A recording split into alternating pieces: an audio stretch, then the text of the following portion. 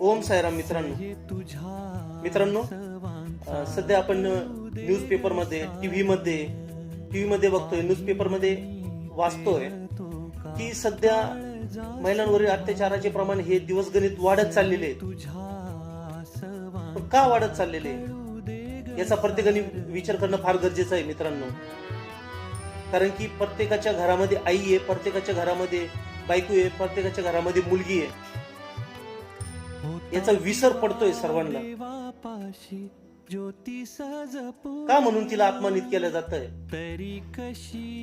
मग फक्त नवरात्रीचे 9 दिवसच फक्त देवीची पूजा करायची का? बाकीचं वर्षभर काय? आपण एका स्त्रीला अपमानित करीत नाहीये. आपण कुठल्या बाहेरच्या स्त्रीला जर अपमानित करतोय ना, कुठल्या बाहेरच्या स्त्रीची छेडछाड करतोय ना, तर आपल्या घरातली स्त्री देखील दुखावते. याचा विचार करा.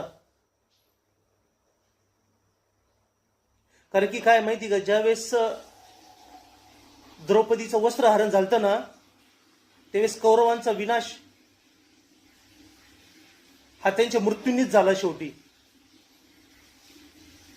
ज्या वेळेस स्त्रीवर अत्याचार झालेला आहे, ज्या वेळेस स्त्रीचा विनयभंग झालेला आहे, तिला ॲबिज लँग्वेज वापरण्यात आलेली, त्या वेळेस प्रत्येक व्यक्तीचा हा नाश झालेला. एवढं लक्षात ठेवा.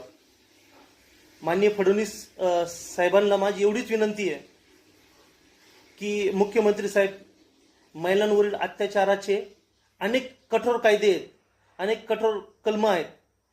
याचे जर फ्लेक्स प्रत्येक तालुक्यावाईज जर लावले रस्त्याच्या कडाला, एक जरी लावला पूर्ण तालुक्यामध्ये, तरी येणाऱ्या जाणाऱ्या व्यक्तीच्या वाचनात जर ते आलं ना, तर मी तुम्हाला गॅरंटी देतो साहेब का 80% प्रकरणं कमी होतील.